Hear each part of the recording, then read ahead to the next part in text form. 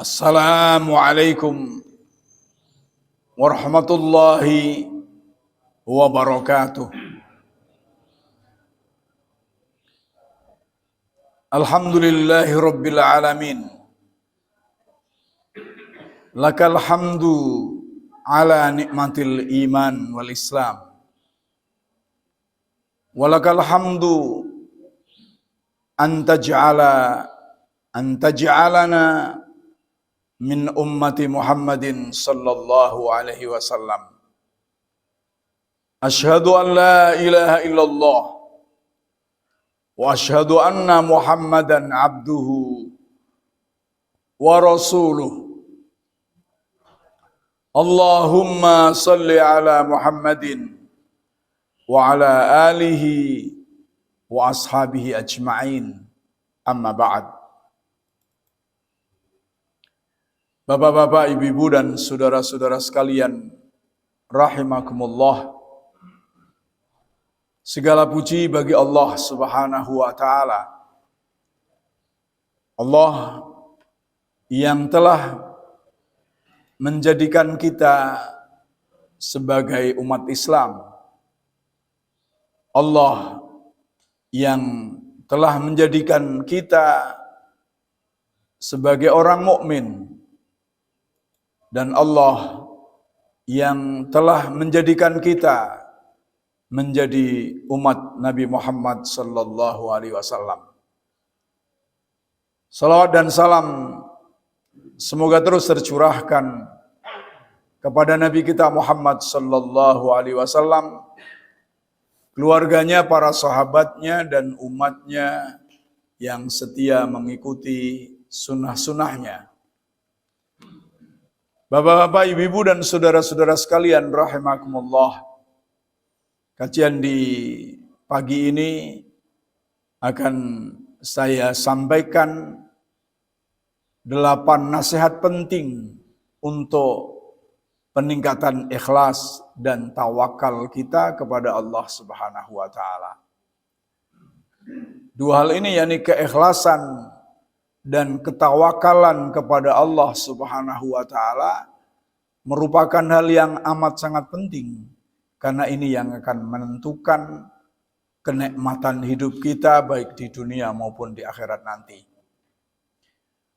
8 nasihat ini saya ambilkan dari sebuah hadis qudsi yang tertulis di dalam kitab Al-Mawa'idh fil Ahadits Al-Qudsiyah yang ditulis oleh Hujjatul Islam Al-Imam Al-Ghazali. Saya sudah meneliti atau mencari sanad dan rawi hadis ini, akan tetapi belum saya temukan. Namun kalau kita melihat dari isinya, itu tidak bertentangan dengan Al-Quran maupun hadis yang sahih. Isi daripada hadis qudsi ini, yakni bunyinya, yaqulullahu ta'ala, syahidtu nafsi alla ilaha illa ana wahdi la syarikali Muhammad abdi wa rasuli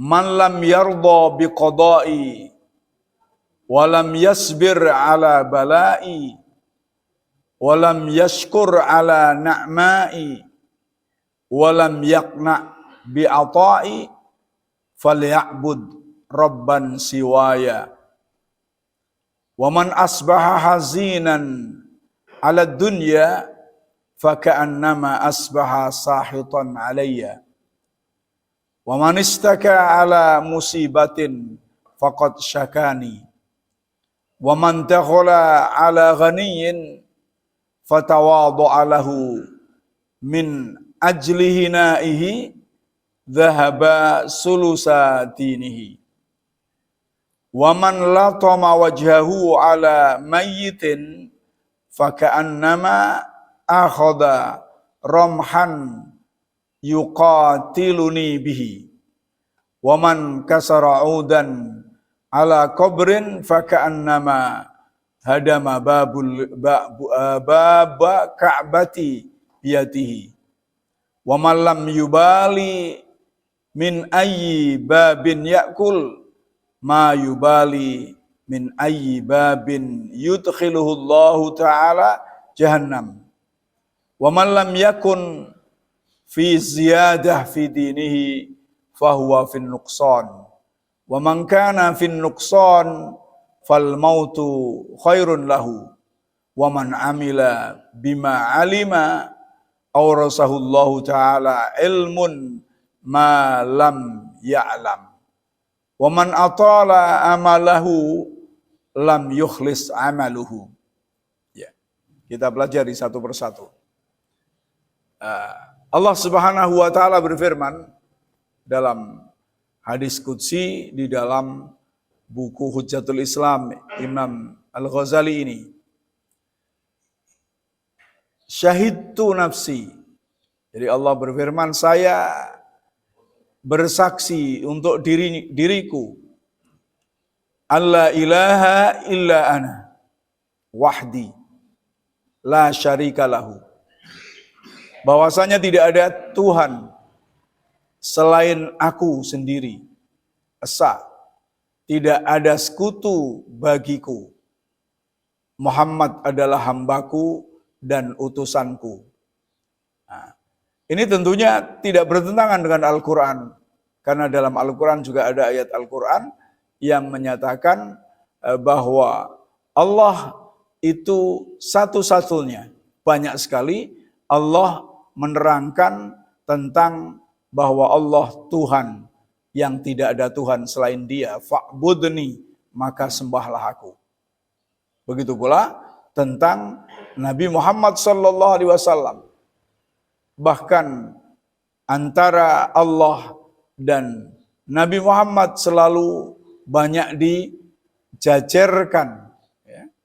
Bahkan Allah berfirman di dalam Al-Quran, yakni in kuntum tuhibbunallah fattabi'uni yuhibbukumullah wa yaghfir lakum dzunubakum.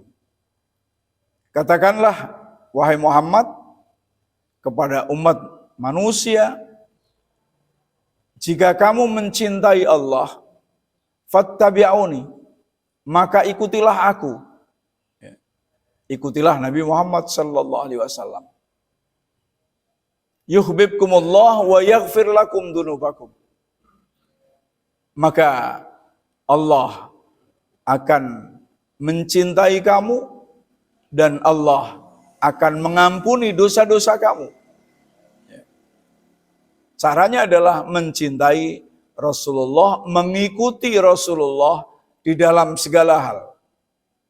Di dalam kehidupan bermasyarakat, di dalam berakhlak, di dalam beribadah, itu mengikuti Rasulullah sallallahu alaihi wasallam. Mengikuti yang dicontohkan Rasulullah, mengikuti yang diperintahkan oleh Rasulullah sallallahu alaihi wasallam. Lalu kemudian dalam hadis qudsi ini Allah menyatakan, man lam yardha biqada'i, barang siapa yang tidak ridho dengan qada'ku. Ya. Ada kata qada' dan ada kata qadar. Ya. Bedanya kalau qada' itu belum terjadi, yakni tulisan, catatan di Lauhul Mahfuz tentang kehidupan manusia dan makhluk yang lainnya di Lauhul Mahfuz. Jadi kita duduk di sini ini sudah ada catatannya di sisi Allah Subhanahu wa taala bahwa pada pagi hari kita ada di Masjid Aminah. Artinya sudah ada catatan. Itu namanya qada. Ya. Kemudian qada ini tidak bisa diketahui oleh kita. lalu baru bisa kita ketahui setelah menjadi qadar. Sudah menjadi takdir. Kalau tadi di atas sana, ya, kita yakini kalau ini sudah membumi, yakni qadar itu sudah terjadi di dunia ini, maka itu bisa diketahui oleh kita. Ya. Otomatis orang yang ridho kepada qada, ya pasti ridho kepada qadar. Orang yang ridho yakin bahwa semua yang terjadi itu sudah tertulis di Lauhul Mahfuz ketika terjadi, ya ridho. Maka waman lam yardha biqada'i, barang siapa yang tidak ridho dengan qada'ku.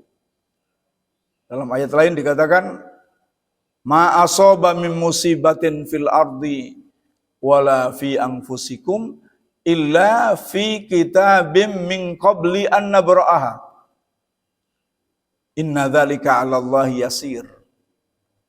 Tidak ada satu musibah pun yang menimpa seseorang di dalam di dalam bumi ataupun di dalam dirimu illa fi kitabim min qabli an nabra'aha, kecuali sudah tertulis, sudah dicatat oleh Allah Subhanahu wa taala sebelum terjadi, ya. Maka itu disebut qadanya, ya. Lalu walam yardha walam yasbir ala balai, dan tidak sabar terhadap musibah yang menimpanya. Ya otomatis kalau orang itu tidak ridho kepada qada, akhirnya tidak ridho pula kepada qadarnya.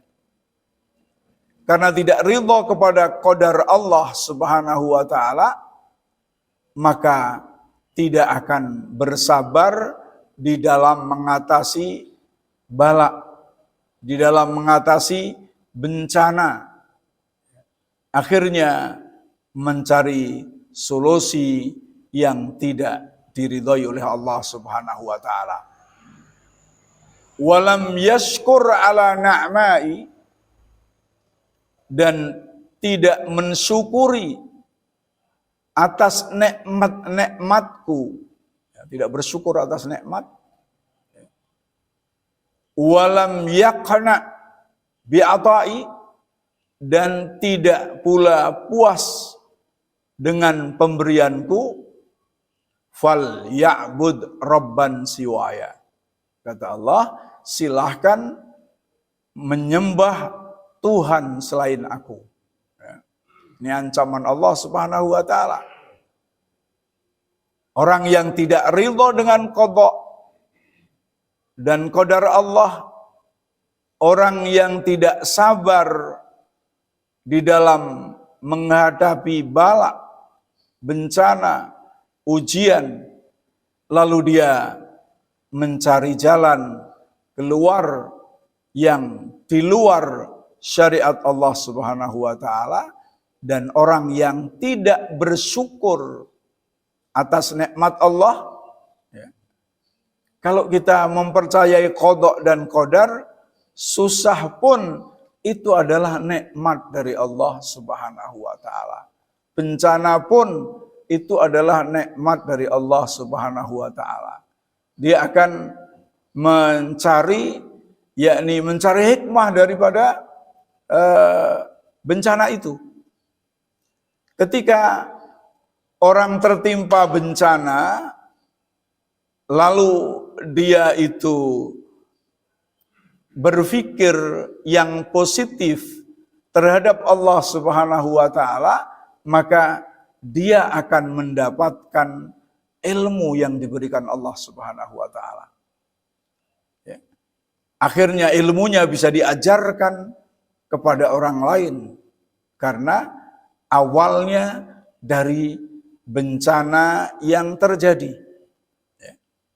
Ibaratnya sering kita dapatkan di medsos. Umpamanya kemarin itu saya baca ada seorang anak umur baru 7 tahun atau berapa itu sudah terkena stroke. Ya. Sudah terkena stroke. Lalu setelah itu diteliti kenapa anak ini kena stroke. Ternyata karena minum minuman kemasan penyebabnya. Ya. Kayak teh botol, teh pucuk, teh nutu. Pokoknya minum-minuman kemasan. Di dalam 1 tahun itu dia anak ini minum itu bisa jadi sampai 1 hari itu sampai 5 botol. Menghabiskan 5 botol. Ya. Ya. Karena di situ ada zat gulanya itu tidak gula asli, akan tetapi gula pemanis. Itulah di antara penyebabnya. Itu namanya bencana, musibah. Ya. Musibah. Ketika dihadapi dengan sabar, lalu dicari penyebabnya, lalu mendapatkan ilmu.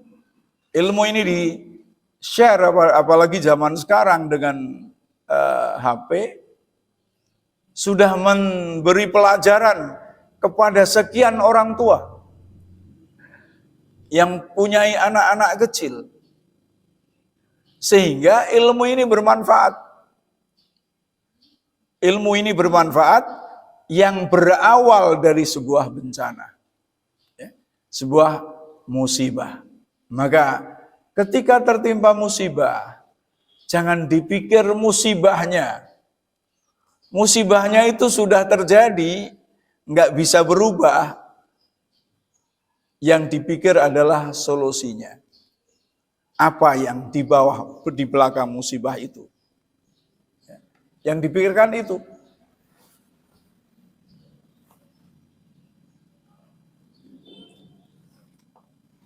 Kalau kita memikirkan hari ini nggak punya duit, memang hari ini sudah nggak punya duit kok.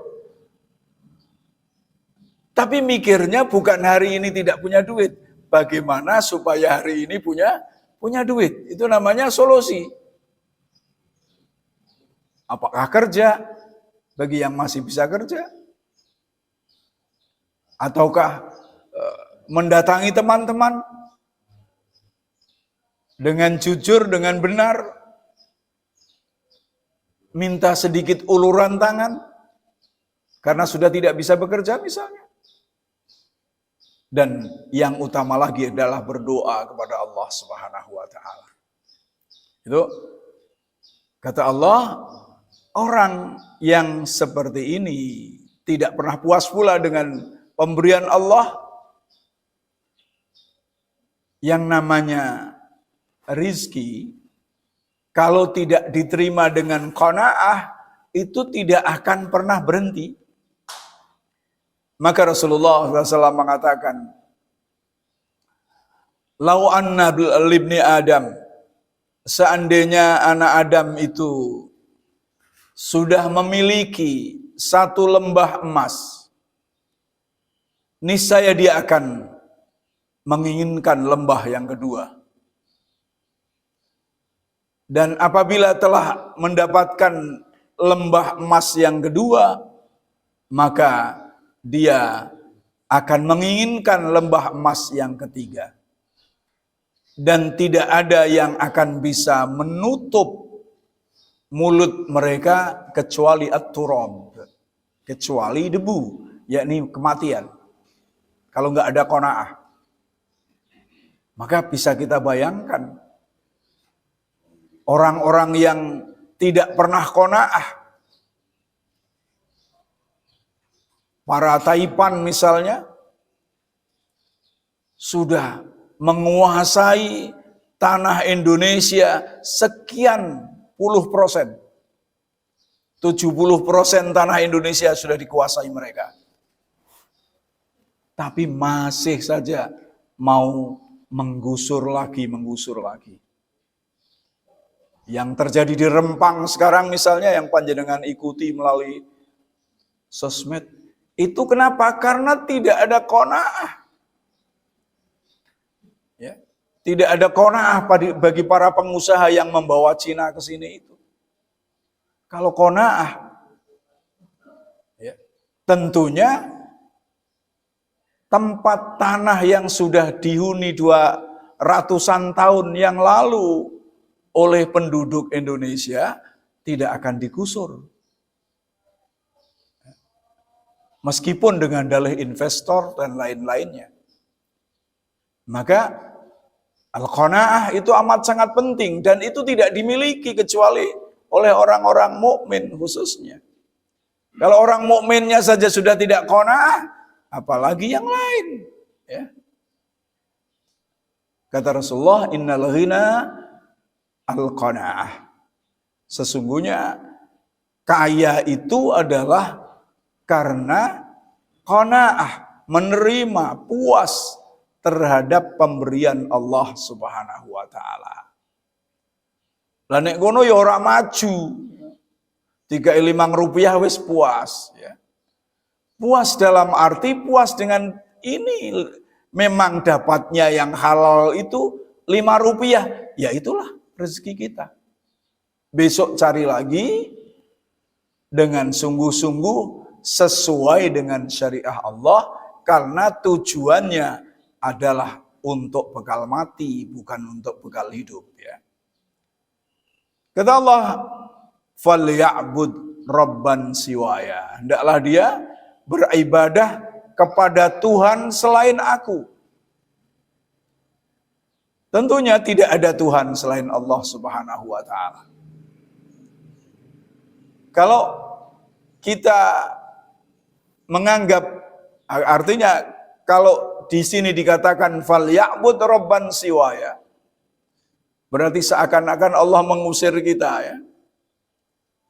Kalau bisa dibahasakan, kalau kamu tidak ridho dengan qadokku, tidak sabar terhadap bencana yang aku timpakan kepada kamu, dan tidak bersyukur atas nikmatku, serta tidak puas dengan pemberianku, silahkan keluar dari dunia ini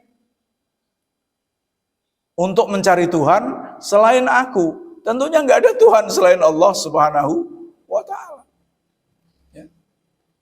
Tidak ada Tuhan selain Allah Subhanahu wa taala. Kemudian nasihat berikutnya, waman asbaha hazinan ala dunya faka'annama asbaha sahitan alayya. Barang siapa yang di pagi hari, masuk pagi hari, telah susah dengan urusan dunia. Ini susah banget tentang urusan dunia. Faka'annama asbaha sahitan alayya. Maka seakan-akan dia di pagi itu telah murka terhadap aku, kata Allah. Kenapa? Karena rezeki yang menjamin Allah. Lau annakum tawakkaltum haqqa tawakkulikum, kata Rasulullah, la ruziktum kama ruziqat tayru taruhu taruhu bito khimasan wa taruh bitonan. Takhdu khimasan wa taruhu bitonan. Berangkat di pagi hari, seandainya kamu benar-benar bertawakal kepadaku seperti tawakalnya burung, niscaya kamu akan diberi rezeki seperti burung itu diberi rezeki. Dia pergi di pagi hari dalam keadaan perut kosong, pulang di sore hari dalam keadaan perut kenyang. Ya. Tentunya sebetulnya manusia itu diberi rizki oleh Allah Subhanahu wa Ta'ala. Namun kadang-kadang tamaknya yang menjadikan orang itu merasa susah di pagi hari. Merasa susah akan rizki tersebut. Ya. Karena apa? Karena tamak, karena tidak qanaah terhadap rizki yang diberikan Allah Subhanahu wa Ta'ala. Maka Allah mengatakan sahiton alayya. Karena berarti seakan-akan tidak percaya bahwa Allah akan memberikan rizki kepadanya. Wa man istaka alayya ala musibatin faqad syakani. Barang siapa yang mengeluh atas musibah yang menimpanya, maka berarti dia telah mengeluh akan aku, mengeluhkan aku. Kenapa? Karena Allah yang memberikan musibah. Yang memberikan nikmat ya Allah, yang memberikan susah ya Allah, yang memberikan musibah ya Allah. Kita hanya pelaku saja. Hanya saja ada yang berkaitan dengan manusia, ada yang tidak berkaitan dengan manusia. Maka ketika kita tertimpa musibah, boleh mengeluh, tapi mengeluhnya kepada Allah Subhanahu wa Ta'ala. Mengeluhnya kepada Allah Subhanahu wa Ta'ala juga tidak mengeluh yang bersifat menentang Allah Subhanahu wa Ta'ala, namun mengeluh meminta solusi kepada Allah Subhanahu wa Ta'ala. Ibaratnya di dalam hadis Riyadhus Shalihin tentang cerita 3 orang yang masuk ke dalam gua, kemudian guanya tertutup dan tidak bisa keluar, maka ketiga-tiganya bersepakat mengeluh kepada Allah dengan menyebutkan kebaikan-kebaikan yang telah dilakukannya. Gampangnya mengeluhnya adalah kami masuk gua tidak bisa keluar kembali. Ya Allah, setungguhnya saya dulu mempunyai orang tua yang saya berbakti kepadanya. Jika bakti saya kepada orang tua itu adalah suatu amal soleh, maka keluarkanlah saya dari gua ini, kami dari gua ini. Maka terbukalah sedikit. Kemudian yang kedua, mengeluhkan lagi dan menyampaikan amal baiknya pula. Dia mengatakan, ya Allah, sesungguhnya saya dulu ini orang kaya. Ya Allah, sesungguhnya saya dulu pernah mempunyai pekerja, lalu bangkrut, dan kemudian ada sebagian harta itu saya jadikan sebagai modal, dan hasilnya akhirnya berhasil dan saya kembalikan kepadanya. Kurang lebihnya begitulah. Mohon dibukakan. Maka dibukakan oleh Allah Subhanahu wa Ta'ala. Akhirnya juga mereka hasil keluar. Artinya mengeluh boleh, tapi mengeluh kepada Allah atas musibah yang menimpanya. Wa man dakhala ala ghaniyyin fatawadha'a lahu min ajli ghinaihi dhahaba sulusa dinihi.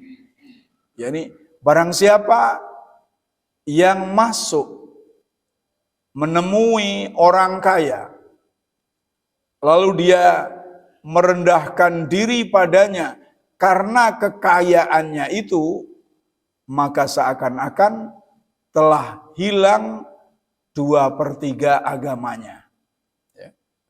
Kenapa? Karena dia sudah tunduk, dia sudah mempertuhankan orang kaya itu. Sehingga ketika disuruh apa saja oleh orang kaya itu, ya dia mau. Ya. Ibarat negeri Indonesia ini sudah dakhala ala Cina, ya, masuk dengan Cina, lalu apa saja yang disuruh Cina, ya dijalankan. Begitu pula ketika kita ini mengabdi kepada orang kaya karena kekayaannya, bukan karena keimanannya, maka seandainya orang kaya itu akan menyuruh kita berbuat syirik pun akan dilakukan demi untuk mendapatkan sekeping rezeki melalui orang kaya tersebut. Orang kaya itu menyuruh kita untuk memusuhi orang Islam, maka kita akan mau. Karena sudah tunduk merendahkan diri di hadapannya.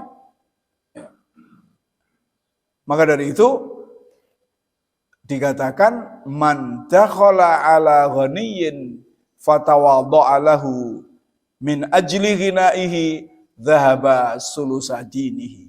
Barang siapa yang menemui orang kaya lalu dia merendahkan diri karena kekayaan itu, seakan-akan dia telah hilang 2/3 agamanya. 2/3 agamanya telah hilang. Nah, kalau orang kaya itu orang baik, kita merendahkan diri atau merendahkan diri karena ketakwaan dia, karena kesalehan dia, maka tidak ada masalah. Karena orang bertakwa, orang yang saleh itu pasti akan menyuruh kepada yang benar, kepada yang amal saleh. Berbeda dengan orang yang tidak bertakwa kepada Allah Subhanahu wa taala. Ketika kita tunduk merendahkan diri kepada orang kaya, sedangkan orang kaya itu menyuruh kita untuk melakukan hal-hal yang tidak diridhoi Allah Subhanahu wa taala, maka kita akan menyesal. Kita akan menyesal kalaulah bisa diputar, niscaya saya tidak akan melakukan itu. Ya. Jadi ini nasihat supaya hati-hati. Kemudian waman latama wajhahu ala mayyitin faka'annama akhadha romhan yuqatiluni bihi. Dan barang siapa yang menampari wajahnya karena kematian, ya, gampangnya barang siapa yang tidak ridho dengan kematian seseorang sehingga melakukan perbuatan-perbuatan yang dimurkai Allah Subhanahu wa taala, yakni menampar kepala dalam hadis, menampar pipi, merobek baju, mengawut-awut rambut, itu termasuk niyahah. Ya, niyahah.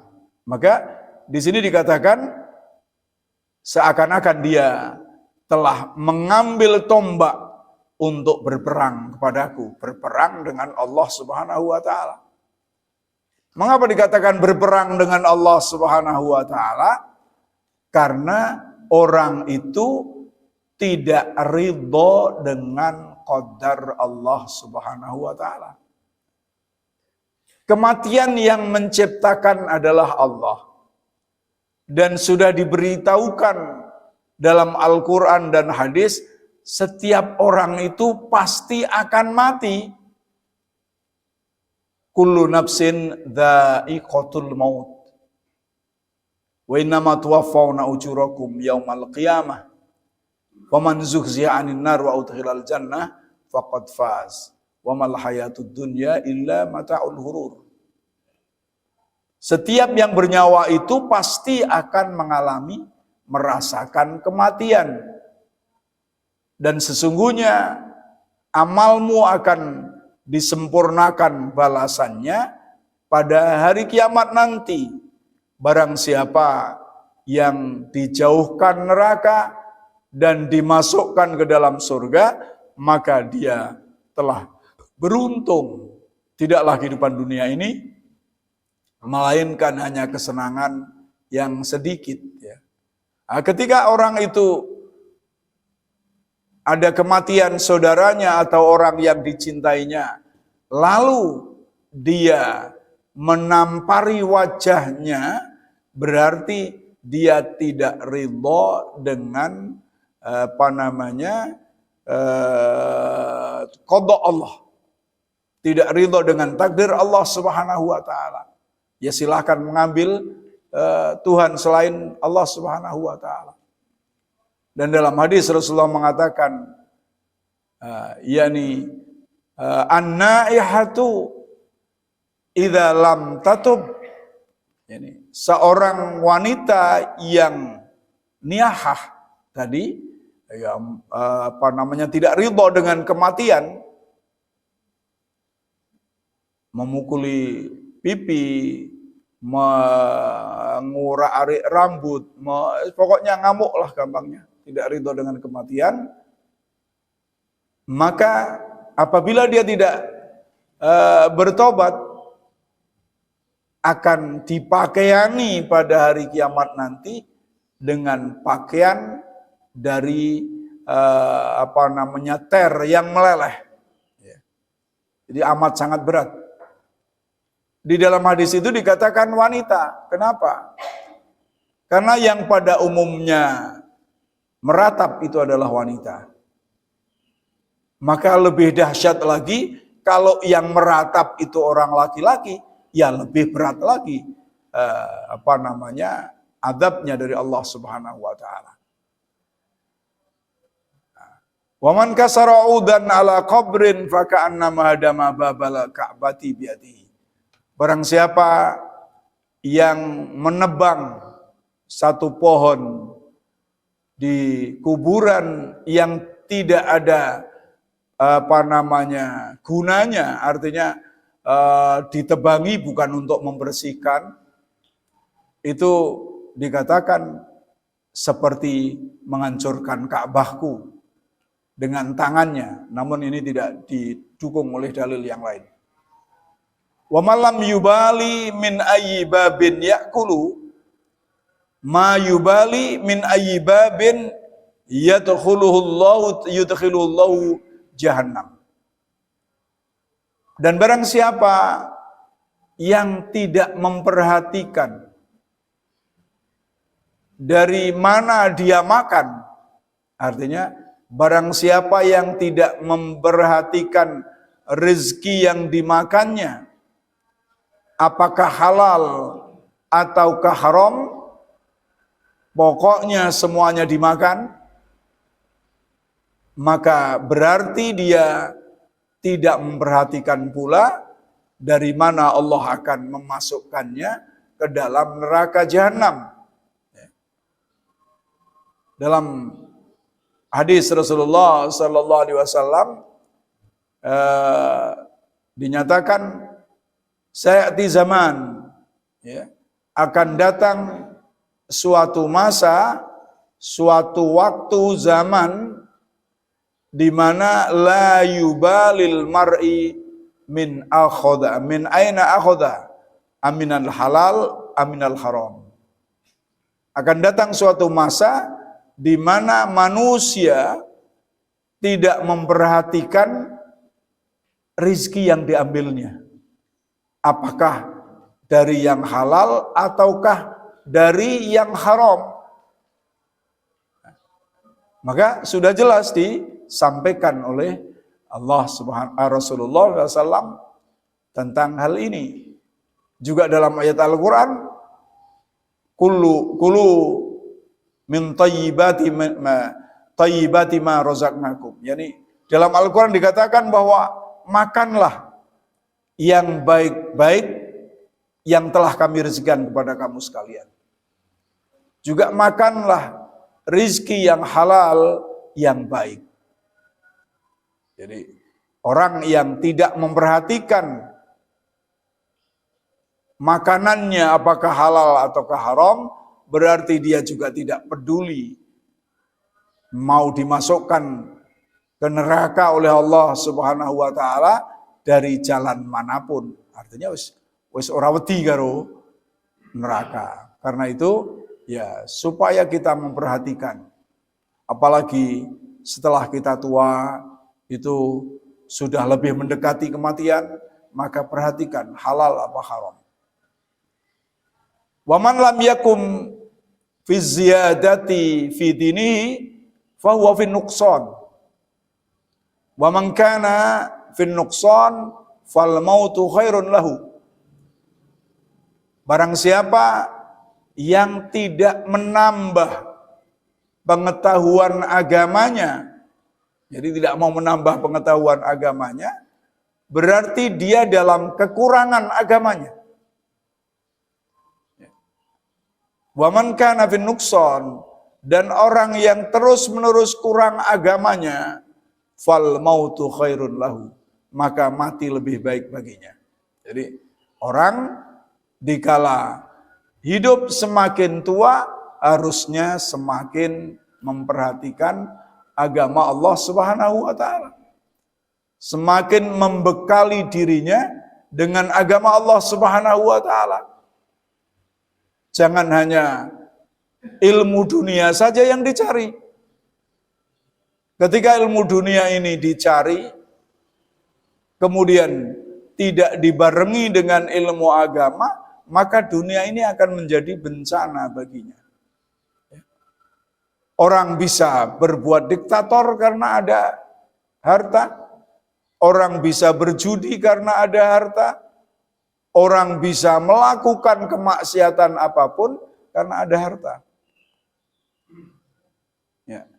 Maka harus diimbangi dengan agama yang ditambah terus-menerus. Sarana untuk menambah banyak sekali. Ngaji di mana-mana ada. Kemudian medsos juga banyak sarana untuk belajar agama. Tinggal kita mau atau tidak untuk mempelajari agama tersebut. Wa man amila bima alima aursahullahu ta'ala ilmun ma lam ya'lam.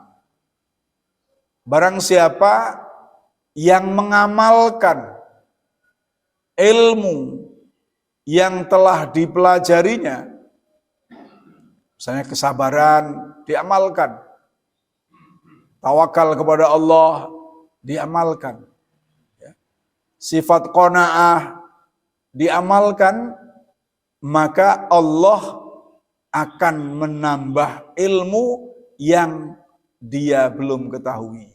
Artinya semakin kita mengamalkan ilmu yang kita ketahui, akan semakin diberi tambahan ilmu oleh Allah Subhanahu wa taala.